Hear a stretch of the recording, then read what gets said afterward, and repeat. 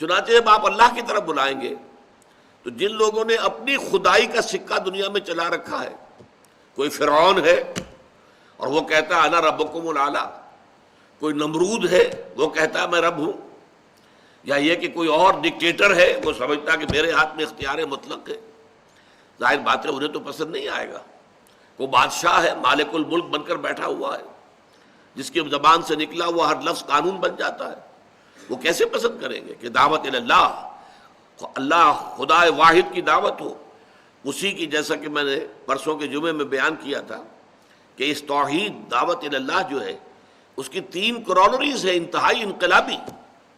سب سے پہلی بات یہ کہ حاکم صرف اللہ ہے، کسی اور کو حاکمیت کا حق حاصل نہیں ہے۔ ان الحکم الا للہ امر اللہ تعبدوا الا ایاہ ذالک الدین القیم ولا یشرک فی حکمہ احدا۔ تو مثبت پہلو میں بھی منفی میں بھی حکم کا اختیار، حاکمیت کا حق اللہ کے سوا کسی کو نہیں، اور وہ کسی کو اپنے اس حق میں شریک کرنے کو تیار نہیں۔ انسان کے لیے کیا ہے؟ خلافت ہے۔ اب جنہوں نے اپنی حاکمیت کے تخت جما رکھے ہیں انہیں یہ دعوت کیسے پسند آئے گی؟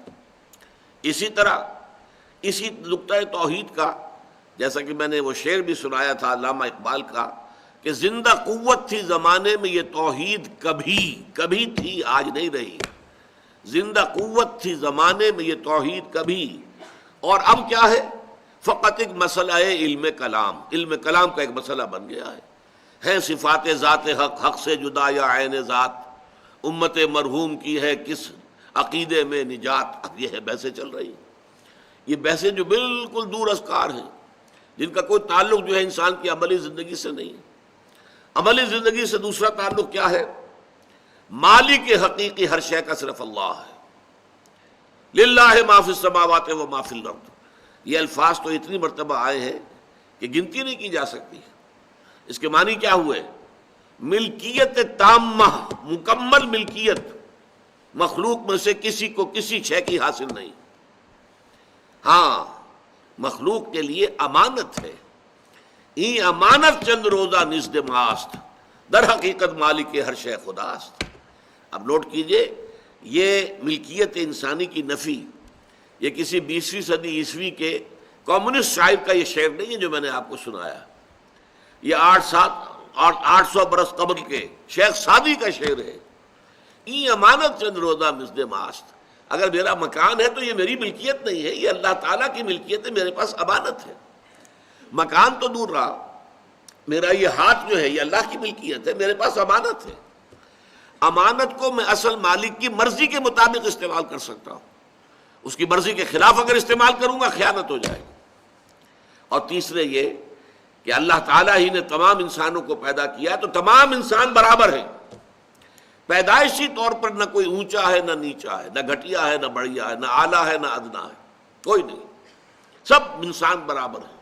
لا فضل لعربی علی عجمی ولا لعجمی علی عربی ولا لاحمر علی اسود ولا لاسود علی احمر الا بالتقوی۔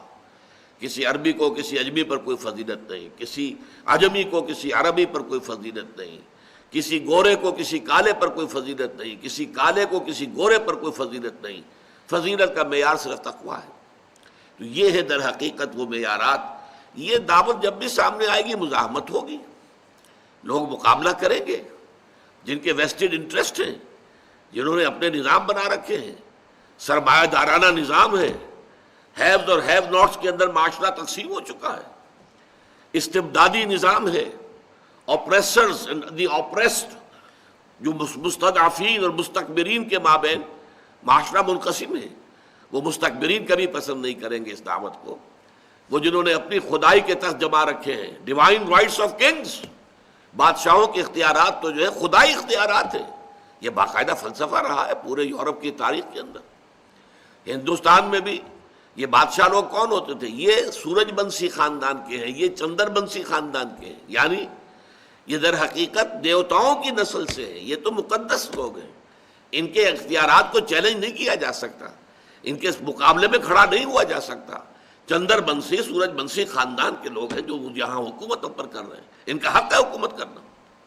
وہاں اگر یہ دعوت اللہ بلند کی جائے گی تو یقیناً مخالفت ہوگی، مزاحمت ہوگی۔ داعیوں کو ستایا جائے گا، مارا جائے گا، پیٹا جائے گا۔ آپ کو معلوم ہے کہ سقراط کو تو زہر کا پیالہ عدالت کے اندر پینا پڑا۔ عدالت میں اس کے سامنے یہ بات رکھی گئی تھی کہ تم جو باتیں بیان کر رہے اس سے ہماری نسل بگڑ رہی ہے، ہمارے آبائی عقیدے جو ہے نسل، ہماری نوجوان نسل جو ہے اس سے برگشتہ ہو رہی ہے۔ تو اب ایک ہی شکل ہے، یا تو تم زبان بند رکھو، خاموش رہو، بولو نہیں، اپنے دل میں جو عقیدہ چاہو رکھو، ہم تم سے کچھ نہیں کہیں گے، کوئی باس پرس نہیں کریں گے، لیکن اگر بیان کرو گے تو وہ ہمیں گوارا نہیں ہے۔ اگر بیان کرنے سے باز نہیں رہ سکتے تو یہ جو زہر کا پیالہ موجود ہے ابھی پی لو۔ اس نے فوراً اٹھایا اور پی لیا۔ حق کے بیان کرنے سے میں باز نہیں رہ سکتا۔ زندگی کے معنی کیا ہوئے؟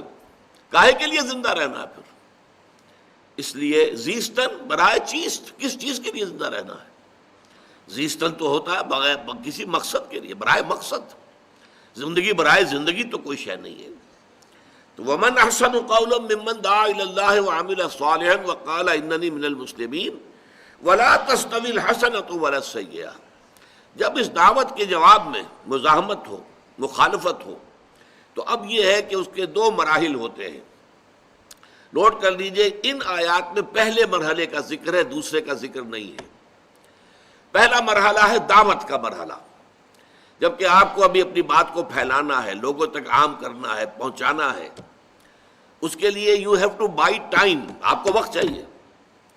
جیسے کہ سقراط نے اسی وقت پیالہ پی لیا تو بات ختم ہو گئی، لیکن یہ کہ اگر کسی معاشرے میں ممکن ہے آخری حکم نہ ہو یہ، بلکہ یہ ہو کہ مارا جائے، پیٹا جائے، لیکن اس پر انسان ڈٹا رہے، اپنی بات کہتا رہے، جوابی کارروائی کوئی نہ کرے۔ جوابی کارروائی کرے گا تو کچل دیا جائے گا، کیونکہ بہت تھوڑے تعداد میں اس کے حامی ہوں گے، اور معاشرہ جمع ہوا ہے، اس کا نظام ہے، اس کی فوجیں ہیں، اس کے سارے انتظامات ہیں، تو لہذا بہت ہی ان ایکول قسم کا مقابلہ ہو جائے گا۔ تو ان لوگوں کو تو ابھی وقت چاہیے تاکہ کثیر تعداد میں لوگوں تک اپنا پیغام پہنچا کر اور پھر انہیں منظم کر کے طاقت بنا کر میدان میں لا سکیں، ٹکرا سکے اس غلط نظام کے ساتھ۔ اس کے لیے میں نے جو لفظ استعمال کیا انگریزی کا وہ بہت ٹھیک ہے، ٹو بائی ٹائم، وقت چاہیے۔ اور اس وقت کا ذریعہ یہ ہے کہ جب انہیں ستایا جائے تو وہ جوابی کارروائی کوئی نہ کرے، پیسو ریزسٹنس، جھیلیں، برداشت کریں، نعرے کھائیں، ہاتھ نہ اٹھائیں۔ لوگ گالیاں دیں، وہ دعائیں دیں، لوگ پتھراؤ کریں، وہ پھول پیش کریں۔ نتیجہ کیا ہوگا کہ کوئی بہت ہی زیادہ پرورٹڈ قسم کے لوگ ہوں گے جو ایسے لوگوں کو ایذا پہنچائیں گے۔ عام انسان جو ہے، جس میں انسانیت کی تھوڑی سی بھی رمق ہے، وہ ایسے لوگوں کے خلاف کیسے ہاتھ اٹھائے گا؟ یہ لوگ تو ہاتھ اٹھاتے نہیں، یہ جوابی کارروائی کرتے نہیں، انہوں نے کسی کے ساتھ کوئی برائی نہیں کی ہے، انہوں نے کوئی چوری نہیں کی ہے، ڈاکہ نہیں ڈالا ہے، انہوں نے کوئی اور خلاف اخلاق حرکت نہیں کی ہے، اور یہ کہ پھر جب ان کو کچھ کہا جا رہا ہے تو جواب میں یہ دعائیں دے رہے ہیں، لوگ گالیاں دے رہے ہیں اور یہ دعائیں دے رہے ہیں، لوگ پتھراؤ کر رہے ہیں اور یہ پھول پیش کر رہے ہیں۔ اگر یہ روش ہوگی تو وہ جو سائلنٹ میجورٹی ہوتی ہے، وہ سائلنٹ میجورٹی کی ہمدردیاں جو ہے وہ ان لوگوں کے ساتھ، داعیوں کے ساتھ، جو دعوت دینے والے لوگ ہیں، ان کی میجورٹی کی ان کی ہمدردیاں ان کے ساتھ ہو جاتی ہیں، اور پھر بہت سے لوگ، اس کا نتیجہ یہ بھی نکلتا ہے، جیسے آپ کو معلوم ہے پتھر کے اندر بھی مسلسل اگر پانی کا قطرہ گرتا رہے ایک مقام پر تو سوراخ ہو جاتا ہے پتھر میں۔ اسی طرح بہت سے ہوتے ہیں سنگ دل لوگ، جن کے دل پتھروں کے مانند ہوتے ہیں، لیکن اس طرز عمل سے کہ یہ لوگ جو ہیں یہ تو کوئی جوابی کارروائی نہیں کرتے، کسی کا برا جو ہے نہ کہتے ہیں نہ کرتے ہیں، تو ان کے دلوں کے اندر بھی انقلاب آتا ہے۔ اس لیے فرمایا وَلَا تَسْتَوِي الْحَسَنَةُ وَلَا السَّيِّئَةُ، اچھائی اور برائی برابر نہیں ہوتے۔ ادفع باللتی احسن، جب تمہاری مخالفت ہو، جب تمہیں ستایا جائے، جب تمہیں مارا جائے، تمہیں ایذا دی جائے، پرسیکیوٹ کیا جائے، تم مدافعت کرو اس طور سے جو نہایت اعلیٰ ہو، نہایت حسین۔ جو میں نے عرض کیا کہ اینٹ کا جواب پتھر سے دینے کی بجائے اینٹ کا جواب پھول سے پیش کرو، گالی کا جواب دعا سے دو۔ اگر یہ کرو گے تو اس کا نتیجہ کیا ہوگا؟